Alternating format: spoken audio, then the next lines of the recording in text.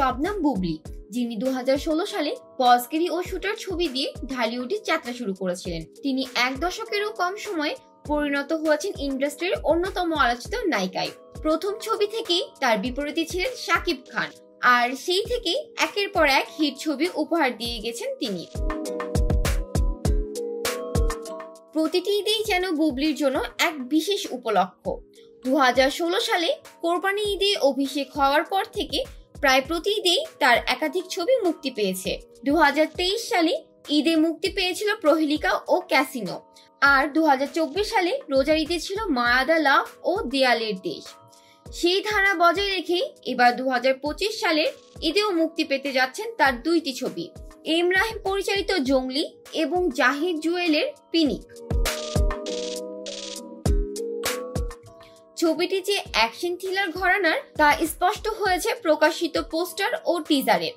অন্যদিকে পিনিকের পরিচালক জাহিদ জুয়েল জানিয়েছেন এটি একেবারে ভিন্ন ধারার একটি সিনেমা, যা দর্শকদের নতুন স্বাদ দেবে। ইতোমধ্যে ছবির ফার্স্ট লুক পোস্টার প্রকাশিত হয়েছে, আর খুব শীঘ্রই মুক্তি পাবে গান ও ট্রেলার। বুবলি নিজেও এই দুইটি ছবি নিয়ে বেশ আশাবাদী। তিনি জানিয়েছেন তার চরিত্র দুটো একে অপরের সাথে একদমই আলাদা।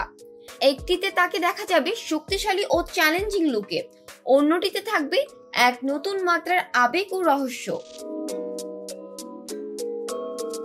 তার ক্যারিয়ারের দিকে তাকালে স্পষ্ট হয় নায়িকা হিসেবে নিজেকে প্রতিনিয়ত ভাঙছেন তিনি।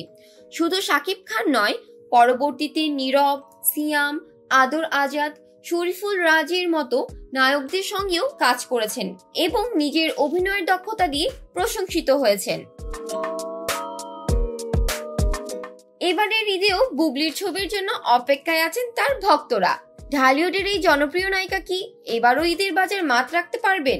সেই উত্তর মিলবে কিছুদিনের মধ্যেই, যখন মুক্তি পাবে জঙ্গলি ও পিনিক। জান্নাতুল ফেরদৌস, শোবিজ 24, ঢাকা।